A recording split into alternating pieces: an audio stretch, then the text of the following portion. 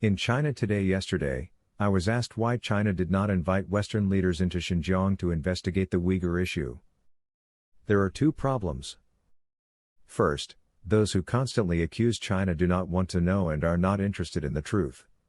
For example, just minutes before outgoing High Commissioner for Human Rights Michelle Bachelet officially departed her post, the United Nations Office of the High Commissioner for Human Rights, Uyghur, released a long-awaited report.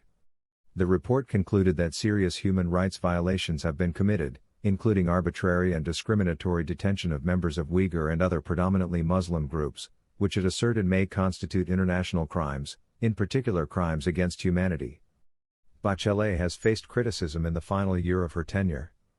She was often accused of being too forgiving in public statements on China's human rights record. Her visit to China in May prompted swift backlash from Uyghur activists, who felt that Bachelet had given Beijing too much room to control the narrative and repeated talking points from China itself, offering soft words that do not match testimonies of survivors and families. The State Department expressed similar concerns over efforts by the People's Republic of China to restrict and manipulate Bachelet's visit. Was the release of the report the result of political pressure? There was a UN vote after the release of the report. Here is the vote result. The Muslim countries supported China, and only the non-Muslim Christian countries accused China. Interesting, isn't it? Secondly, it is impossible to prove a negative statement. For example, China cannot logically prove human right has not been violated in Xinjiang. This logical trap has been used by Western powers more than once. Remember the requirement of Iraq's Hussein to prove his non-existing weapon of mass destruction was not there. Although UN weapon inspectors have been searching throughout Iraq unhindered, the USA still led a coalition to invade Iraq illegally. If a weapon of mass destruction did exist, like North Korea, Hussein might not die. The following is a recent report of a group of Muslim leaders visiting Xinjiang to investigate. Don't you think that Muslims would be more interested in the livelihood of their brothers and sisters? In opposition to a Western-sponsored media blitz, a group of Islamic leaders and scholars traveled to China's Xinjiang Uyghur Autonomous Region on January 8 to gain a clear and better understanding of the situation there.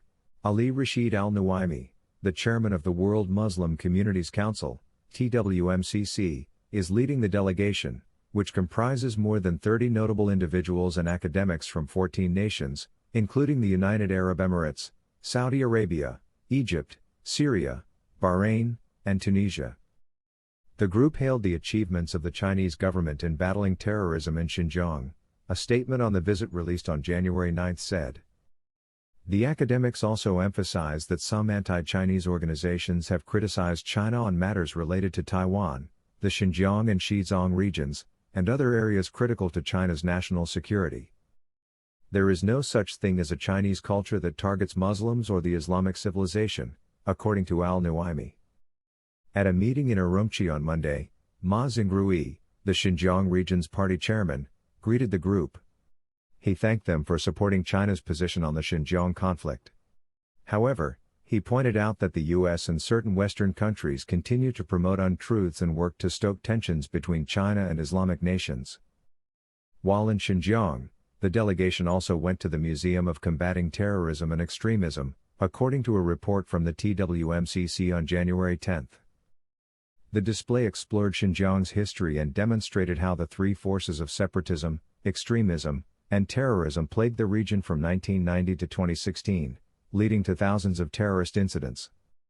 An Emirati reporter named Fahad Ahmed said the pictures and videos were like horror movies and that it was difficult to comprehend how someone could be so cruel to another person.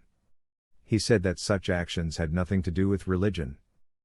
According to Osama el-Sayed Mahmoud Mohammed Saad, the Egyptian president's counselor for religious matters, the display exposed the crimes committed by terrorists. Moreover, it demonstrated the efforts made by the Chinese people and government to combat terrorism.